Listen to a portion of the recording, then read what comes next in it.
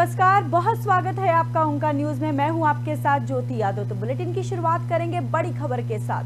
पूरे देश में रामनवमी की धूम लगी हुई है। बताते चले कि मंदिरों में भक्तों का तांता लगा है। वहीं आज रामनवमी है, जहां पर हिंदू पंचांग के मुताबिक हर साल चैत्र के महीने शुक्ल पक्ष की 9वीं तिथि को रामनवमी का त्योहार मनाया जाता है। और वहीं रामनवमी के पर्व को भगवान राम के जन्मोत्सव के रूप में पूरे देश में बड़े ही धूमधाम के साथ मनाया जाता है। धार्मिक मान्यता के मुताबिक चैत्र माह में शुक्ल पक्ष की 9वीं तिथि पर भगवान विष्णु के 7वें अवतार भगवान राम का जन्म हुआ था, जिसकी वजह से हर वर्ष चैत्र महीने की 9वीं तिथि पर भगवान राम का जन्मोत्सव मनाया जाता है। इस साल रामनवमी के त्योहार पर कई तरह के दुर्लभ संयोग बनने जा रहा है।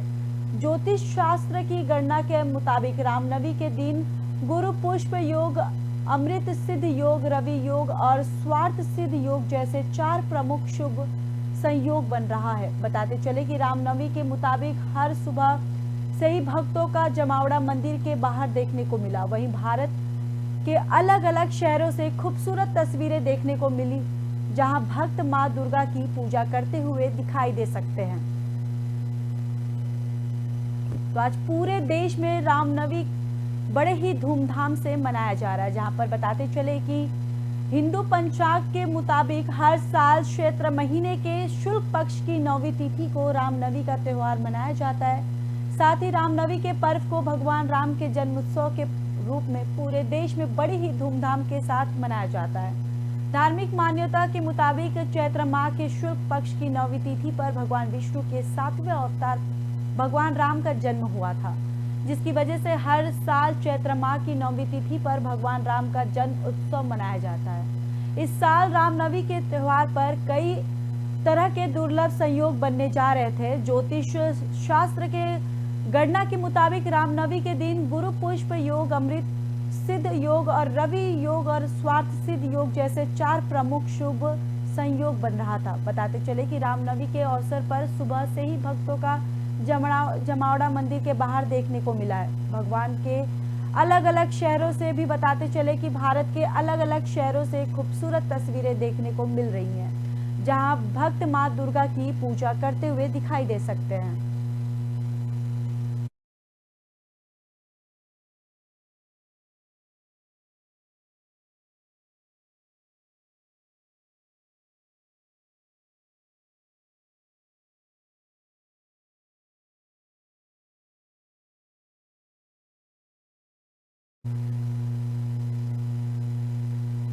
तो वहीं संघ प्रमुख मोहन भागवत हरिद्वार के भागवत ऋषि ग्राम पहुंचे, जहां उन्होंने भगवान रंग को देश की शान बताया है। उन्होंने कहा कि आज आप भगवान रंग धारण कर देश की शान बढ़ाने का संकल्प ले रहे हैं। वह समय की कसौटी पर खरा उतरा है। बाकी सब कुछ बदल जाता है। वह पहले भी था, आज भी है और कल भी रहेगा।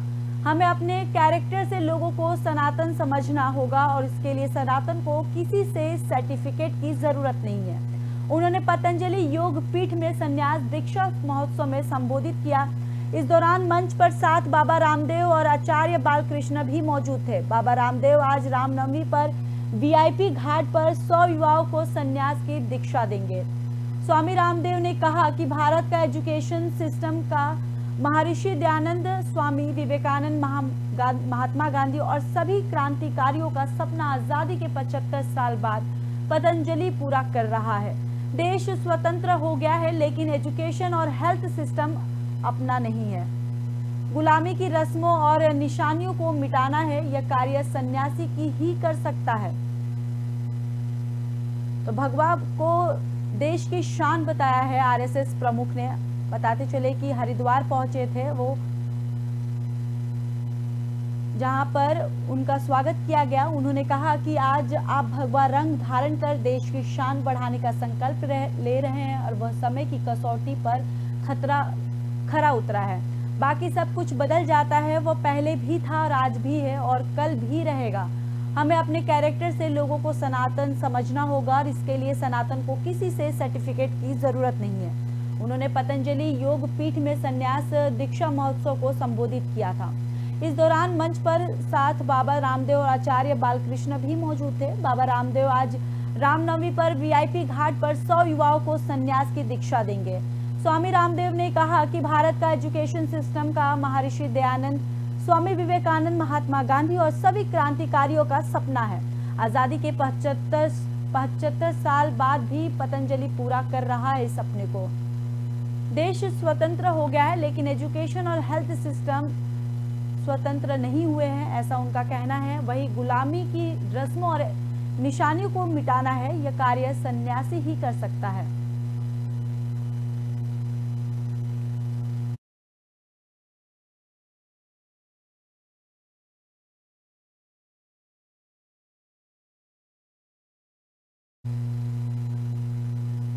चलिए बढ़ते अगली खबर की ओर। आम आदमी पार्टी और बीजेपी में एक बार फिर से पोस्टर वॉर शुरू हो गया। इसी में आम आदमी पार्टी ने आज बड़े पैमाने पर पोस्टर लगाने का ऐलान किया है। प्रधानमंत्री मोदी के खिलाफ ये पोस्टर 11 भाषाओं में पूरे देश में लगाए जाएंगे। दिल्ली में इस तरह के पोस्टर लगने भी शुरू हो गए। इसमें प्रधानमंत्री की शैक्षिक योग्यता पर सवाल उठाए गए हैं। पोस्टर के जरिए लोगों से पूछा गया है कि क्या भारत के पीएम पढ़े लिखे होने चाहिए। इससे पहले भी आम आदमी पार्टी ने दिल्ली में पोस्टर लगाए थे। इसमें मोदी हटाओ देश बचाओ का नारा दिया था। फिर इसी नारे को अगले दिन दिल्ली के मुख्यमंत्री अरविंद केजरीवाल ने जंतर मंतर पर बुलंद किया था। उस मामले में दिल्ली पुलिस ने 100 से अधिक एफआईआर दर्ज करते हुए 6 लोगों को गिरफ्तार भी किया था। वहीं अब आम आदमी पार्टी ने ऐलान किया था कि किसी तरह के पोस्टर पूरे देश में लगाए जाएंगे। ये सभी पोस्टर स्थानीय भाषाओं में लगाने का फैसला किया गया है। ये सभी पोस्टर प्रधानमंत्री नरेंद्र मोदी को लक्ष्य कर तैयार किया गया है। दिल्ली के पर्यावरण मंत्री गोपाल राय ने बुधवार को पोस्टर लगाने का ऐलान किया था। उन्होंने दावा किया था कि आम आदमी पार्टी की ओर से 30 मार्च से देश भर में पोस्टर लगाया जाएगा।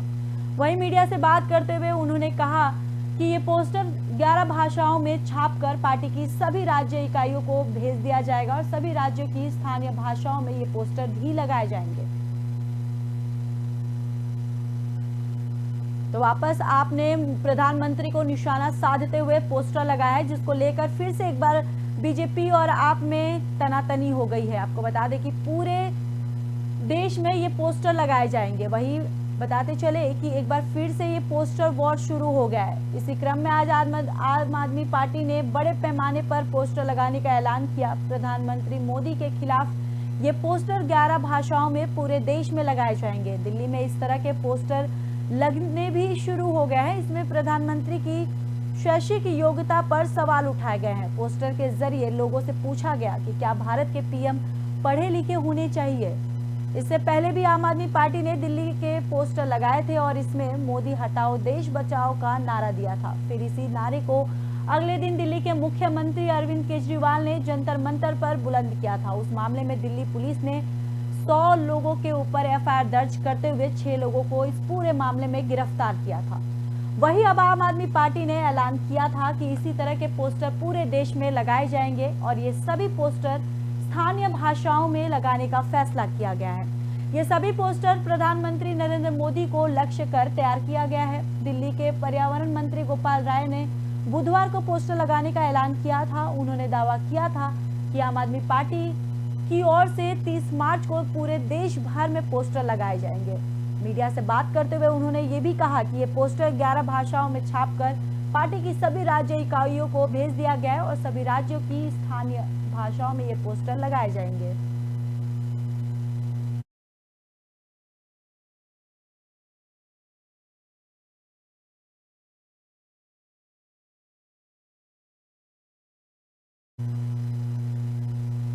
सम्राट अशोक की जयंती पर सीएम नीतीश कुमार ने बयान दिया। उन्होंने कहा कि कुछ दिनों में दिल्ली से कोई आएगा, सम्राट अशोक के नाम पर गुमराह करने की कोशिश भी करेगा। और क्या कुछ कहा उन्होंने, आइए सुनाते हैं आपको। बनाने का मतलब समझे, बिना मतलब का झगड़ा नहीं करना है। आपस में प्रेम और भाईचारे का भाव रखना चाहिए, ये ध्यान जरूर। कई लोग तो नाम ले करके और तरह तरह का राजनीतिक चक्कर में रहता, कुछ फिरा में है। आप कुछ हाथ देखिएगा, सचेत रहिएगा, कुछ ही दिन के बाद होगा। तब आज तक सम्राट अशोक का हम लोग किए, अब आ जाएगा वहां से, दिल्ली से और कहेगा सम्राट अशोक का हम लोग कर रहे हैं, कुछ नहीं किया है। और कहेगा और क्लेम करेगा और उसके बाद कुछ जातियों को कब्जा करने में लगेगा।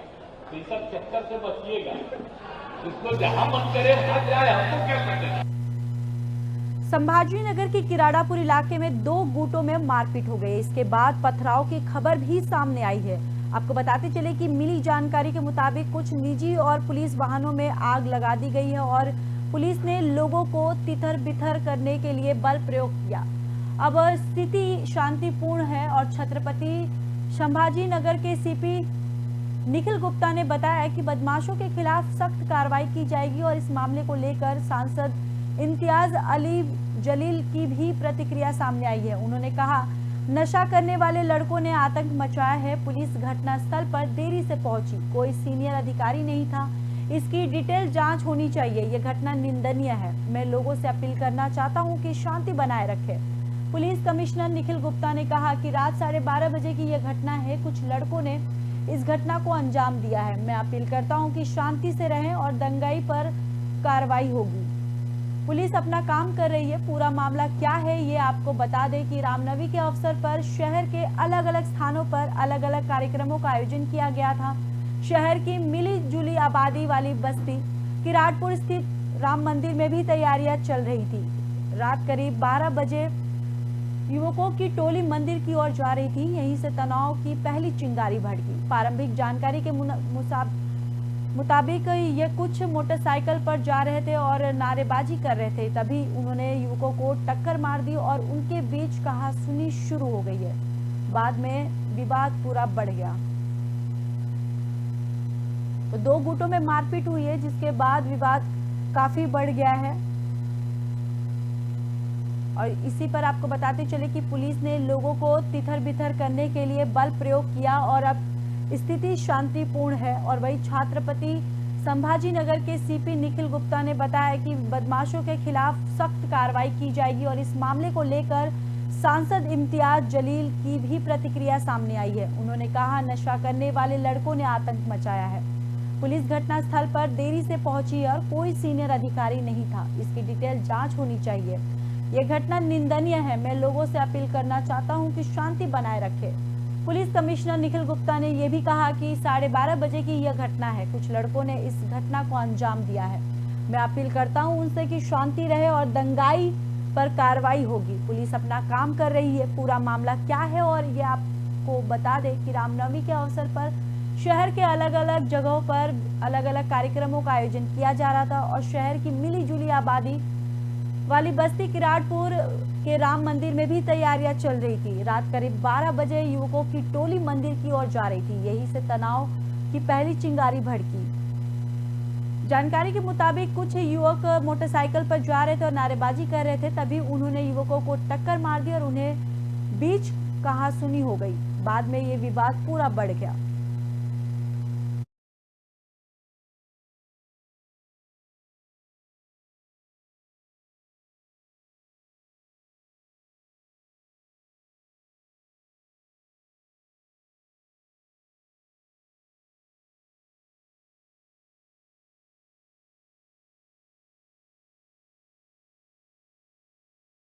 चले कि 2 गुटों में मारपीट हुई है और वहीं इसके साथ ही पथराव भी हुई है और साथ ही साथ मिली जानकारी के मुताबिक कुछ निजी और पुलिस वाहनों में आग लगा दी गई है। पुलिस ने लोगों को तितर बितर करने के लिए बल प्रयोग किया और अब वहां स्थिति शांतिपूर्ण है। छत्रपति संभाजी नगर के सीपी निखिल ने भी बताया कि बदमाशों के खिलाफ सख्त कार्रवाई की जाएगी और इस मामले को लेकर सांसद इम्तियाज जलील की भी प्रतिक्रिया सामने आई है। उन्होंने कहा, नशा करने वाले लड़कों ने आतंक मचाया है। पुलिस घटनास्थल पर देरी से पहुंची, कोई सीनियर अधिकारी नहीं था। इसकी डिटेल जांच होनी चाहिए। यह घटना निंदनीय है और मैं लोगों से अपील करना चाहता हूं कि वो शांति बनाए रखें। पुलिस कमिश्नर निखिल गुप्ता ने कहा कि रात 12:30 बजे की यह घटना है। कुछ लड़कों ने इस घटना को अंजाम दिया है। मैं अपील करता हूं कि शांति से रहे, दंगाई पर कार्रवाई होगी। पुलिस अब अपना काम कर रही है। पूरा मामला क्या है ये आपको बताते चले कि रामनवमी के अवसर पर शहर में अलग अलग स्थानों पर अलग अलग कार्यक्रमों का आयोजन किया गया था, जहां पर शहर के मिली जुली आबादी वाली बस्ती किराड़पुर के राम मंदिर में भी तैयारियां चल रही थी। रात करीब 12 बजे युवकों की टोली मंदिर की ओर जा रही थी। यही से तनाव की पहली चिंगारी भड़की और जानकारी के मुताबिक कुछ युवक मोटरसाइकिल पे जा रहे थे और नारेबाजी भी कर रहे थे। तभी उन्होंने युवकों को टक्कर मार दी और उनके बीच कहा सुनी शुरू हो गई। बाद में ये पूरा विवाद बढ़ गया।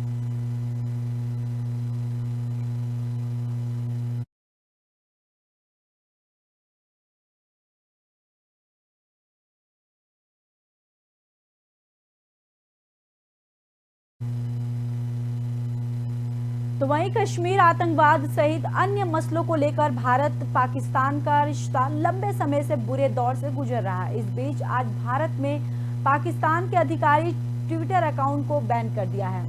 पाकिस्तान सरकार का ट्विटर हैंडल दुनिया के अन्य देशों में खुल रहा है, लेकिन भारत में यह अब नहीं खुल रहा। पाकिस्तान सरकार के अधिकारी अकाउंट को भारत में खोलने पर ट्विटर की ओर से एक नोटिस दिखा रहा था, जिसमें कहा जा रहा है कि कानून मांग पर पाकिस्तान सरकार के ट्विटर अकाउंट को भारत में ब्लॉक कर दिया गया है। हालांकि पाकिस्तान सरकार के ट्विटर अकाउंट को भारत में ब्लॉक किए जाने को लेकर भारत और पाकिस्तान की ओर से अभी तक कोई आधिकारिक जानकारी नहीं दी गई है। ट्विटर की गाइडलाइन के मुताबिक वैध कानूनी मांग जैसे अदालत के आदेश या सरकार की मांग पर अकाउंट को ब्लॉक करना पड़ता है। पाकिस्तान के ट्विटर अकाउंट को भारत में ब्लॉक में करने के पीछे भी यही वजह बताई जा रही है कि भारत में पाकिस्तान सरकार के ट्विटर अकाउंट को खोलने पर वहां लिखा हुआ मिल रहा है कि भारत में पाकिस्तान सरकार का ट्विटर अकाउंट भारत में एक कानूनी मांग के जवाब में रोक दिया गया है। वहीं न्यूज एजेंसी राइटर्स की रिपोर्ट के मुताबिक दूसरे देशों जैसे अमेरिका, कनाडा, ब्रिटेन और कई जगहों पर पाकिस्तान सरकार का ट्विटर अकाउंट चालू है, लेकिन भारत में इसे ब्लॉक कर दिया गया है। और ये तीसरी बार है जब पाकिस्तान के ट्विटर अकाउंट पर भारत में देखने पर प्रतिबंध लगाया गया है।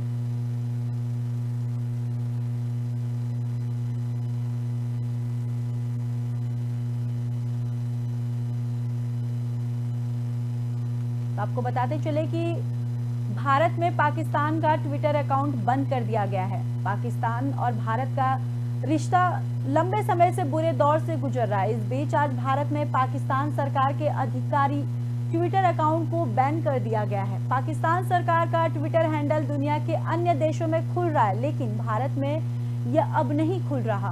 पाकिस्तान सरकार के आधिकारिक अकाउंट को भारत में खोलने पर ट्विटर की ओर से एक नोटिस दिखा रहा है, जिसमें कहा जा रहा है कि कानून मांग पर पाकिस्तान सरकार के ट्विटर अकाउंट को भारत में ब्लॉक कर दिया गया है। हालांकि पाकिस्तान सरकार के ट्विटर अकाउंट को भारत में ब्लॉक किए जाने को लेकर भारत और पाकिस्तान की ओर से अभी तक कोई आधिकारिक जानकारी नहीं दी गई है। ट्विटर की गाइडलाइन के मुताबिक वैध कानूनी मांग जैसे अदालत के आदेश या सरकार की मांग पर अकाउंट को ब्लॉक करना पड़ता है। पाकिस्तान के ट्विटर अकाउंट को भारत में ब्लॉक में करने के पीछे भी यही वजह बताई जा रही है। भारत में पाकिस्तान सरकार के ट्विटर अकाउंट को खोलने पर वहां लिखा हुआ मिल रहा है कि भारत में पाकिस्तान सरकार का ट्विटर अकाउंट भारत में एक कानूनी मांग के जवाब में रोक दिया गया है। वहीं न्यूज एजेंसी राइटर्स की रिपोर्ट के मुताबिक दूसरे देशों में जैसे अमेरिका, कनाडा, ब्रिटेन और कई ऐसे देश हैं जहां पर पाकिस्तान सरकार का ट्विटर अकाउंट चालू है, लेकिन भारत में इसे ब्लॉक कर दिया गया है। और ये तीसरी बार है जब पाकिस्तान के ट्विटर अकाउंट पर भारत में देखने का प्रतिबंध लगा दिया गया है।